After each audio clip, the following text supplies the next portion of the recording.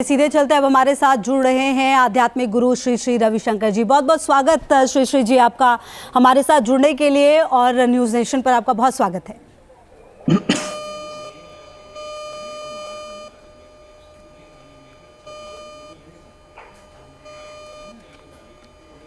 श्री श्री जी, जो ये मंदिर निर्माण हो रहा है अयोध्या में, ये सदियों का तप रहा है, और अब जब वो चीज़ सामने आ गई है मंदिर के रूप में, सबसे पहला सवाल तो मेरा यही कि आपको कैसा लग रहा है?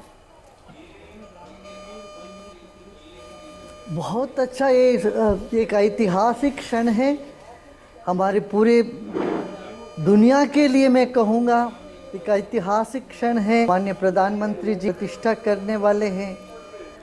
पूरी जनता, देश भर की लोग इतने उत्सुक हैं और बेसब्री से इंतज़ार कर रहे हैं सब लोग। जी श्री श्री जी, ये जो पूरा संघर्ष रहा है, कई लोगों का बलिदान रहा है, और अब जब अयोध्या में रामलला विराजमान हो रहे हैं, ये पूरा संघर्ष किस तरीके से देखते हैं? देखिए, एक महत्वपूर्ण कार्य के लिए जो अपना हक है उसको देने के लिए संघर्ष होता ही है। संघर्ष की आवश्यकता रही है। हम देखेंगे तो रामायण भी एक संघर्षपूर्ण इतिहास है, महाभारत भी संघर्षपूर्ण है। तो इस तरह से ये एक आधुनिक युग में एक संघर्ष रहा है, और उसमें सत्य की ही जीत हुई है। इस जीत से बहुत बड़ा ये परिवर्तन जनमानस में पड़ रही है। जी श्री श्री जी, जो बात आपका, मेरा अगला सवाल है। एक वक्त था लोग, खास करके जो युवा वर्ग हैं, वो इतना ज़्यादा धर्म और चीज़ों में भरोसा नहीं करते थे, लेकिन अगर बात करें अयोध्या में रामलला के आने से, जो युवा वर्ग है वो बहुत ही गर्व से अपने आप को सनातनी बताते हैं, बहुत ही गर्व से। आप तमाम अगर सोशल मीडिया पे हम देखें तो रील्स से लेकर हर चीज़ शेयर करते हैं। ये बदलाव एक बड़ा हिस्सा रहा है। इस बदलाव का श्रेय हमारे प्रधानमंत्री जी को ही जाता है, जो पूर्ण रूप से अपनी भारतीय संस्कृति को ऊपर उठाया है।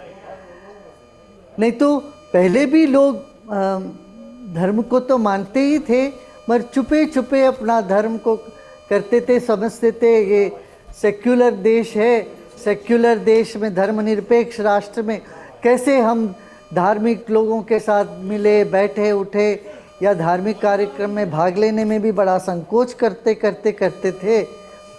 मगर हमारे प्रधानमंत्री जी अब तो ये भीतर एक बाहर एक ना हो करके खुले रूप से आके गर्व से अपना आइडेंटिटी, जिसको कहते हैं, अपनी पहचान को आगे रखा जी।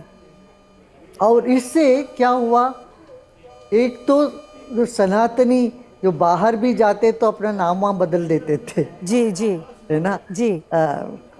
तो कहीं भी उनको इतना शर्म आती थी, कहीं चंदन लगा के जाना हो, धोती पहनना हो, तो लोगों को बड़ा ये लगता था ये तो राइट विंग हो जाएंगे हम।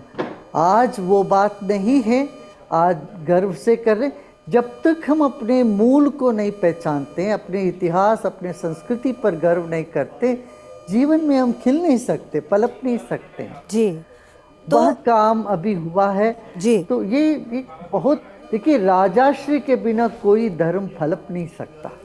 आप पूरे दुनिया के हिस्ट्री देखेंगे, जहाँ पर भी कोई धर्म ऊपर उठाए, उसके साथ एक तो दैवी कृपा तो रहती है, साथ ही साथ राजाश्रय रहा है जी। अब इतने साल के बाद राजाश्रय मिला है, तो ये एक स्वागतार जी काम हुआ है। हाँ, बिल्कुल सराहनीय जी। श्री श्री है वो भी हम देख रहे हैं, लेकिन इसमें भी राजनीति हो रही है, राजनीतिकीकरण हो रहा है। क्या आपको लगता है इस बड़े आयोजन में, जो इस स्तर पर हो रहा है, इसमें भी राजनीति की गुंजाइश है?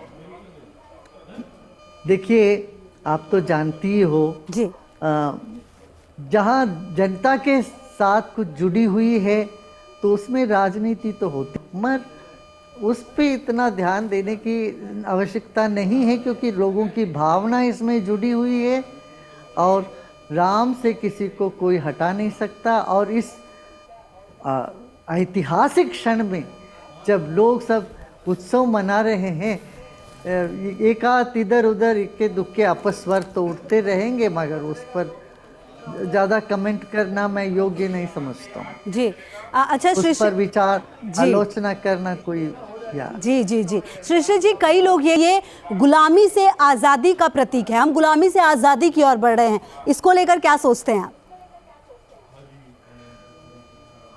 ओ सच बात है, गुलामी मानसिकता में रही। हमें तो भौतिक रूप से तो आज़ादी मिल गई थी, आर्थिक रूप से भी हम आज़ाद हो रहे हैं, मगर मानसिक तौर पर अभी भी हम गुलाम हैं, उससे हम बाहर आ रहे हैं। वो इसका एक बहुत महत्वपूर्ण समय अभी मैं समझता हूँ। जी श्री जी, प्राण प्रतिष्ठा को लेकर तैयारियां हो रही है, उसे लेकर सवाल उठाए जा रहे हैं, वो सवाल कितने वाजिब हैं? हमने कहा है कि देखिए, प्राण प्रतिष्ठा अधूरे मंदिर में नहीं करना चाहिए, ये एक मत है जी। दूसरा मत है प्राण प्रतिष्ठा के बाद भी मंदिर है जी। जैसे श्री रामचंद्र जी खुद रामेश्वरम में पहले मंदिर बना के बाद में शिवलिंग की प्रतिष्ठा नहीं करी, उन्होंने शिवलिंग की प्राण प्रतिष्ठा कर ली थी पहले युद्ध काल में, उसके बाद मंदिर बनता रहा। ऐसे ही आप देखेंगे बहुत सारे देश के मंदिर में, चाहे केदारनाथ लीजिए, बद्रीनाथ में लीजिए, बद्रीनाथ का मंदिर पहले नहीं बना था, बद्रीनाथ की मूर्ति पहले विराजमान हो गए थे, बाद में बद्रीनाथ के मंदिर राजा महाराजा लोग आते रहे, बनाते रहे। तो इसलिए ये अलग अलग संप्रदाय है, पक्ष है। अभी जो हो रहा है वो सही है, उसमें यदि कहीं पर भी कोई दोष है और गुरु समर्थ होते हैं जी। गुरुजन वहाँ बैठते हैं तो वो सारे दोष हर लेते हैं। जी बिल्कुल जी। ये बात है, इसलिए किसी को कोई शंका नहीं होनी चाहिए, विधि विधान से नहीं हो रही है या कुछ इससे शाप हो जाएगा, देश में कुछ अनहोनी चीज़ें हो जाएगी, ऐसे कोई भय रखने की जरा सा भी गुंजाइश नहीं। मैं ये बात कह सकता हूँ, कोई डरिए मत, इन सब किसी का शाप ये सब कुछ फलपेगा नहीं, फलेगा वो आप पूरे ध्यान से भक्ति से ये काम में जुड़े हुए हो, भक्ति से जुड़े रहिए, भक्ति के ऊपर और कुछ है ही नहीं। जी जी बिल्कुल। अच्छा, नमस्कार। नमस्कार जी। आखिरी सवाल है श्री जी मेरा, बस एक सवाल ये कि पूरा अयोध्या का कायाकल्प हो गया है, क्या आने वाले समय में ऐसी तस्वीर काशी और मथुरा से भी आएगी? काशी का तो इतना बढ़िया कॉरिडोर बनी है जी। ये तो बहुत ही सुंदर बन गया, काशी जरूर बनता रहेगा जैसे महाकाल में बना, इस तरह से हमारे धार्मिक स्थानों का एक फेस लिफ्ट जो हुआ है और यात्रियों की सुविधा जो बनी है, इसका पूरा का पूरा श्रेय हमारे प्रधानमंत्री जी की एक विशाल दृष्टिकोण और हमारी संस्कृति के प्रति, हमारे धर्म के प्रति सच्ची श्रद्धा और आस्था को दिखाता है। जी आप 22 तारीख को जा रहे हैं श्री जी अयोध्या? मैं जा रहा हूँ, मैं जी जा जी रहा हूँ, जी मैं आ रहा हूँ। जी जी जी बहुत बहुत शुक्रिया श्री जी आपका हमारे साथ जुड़ने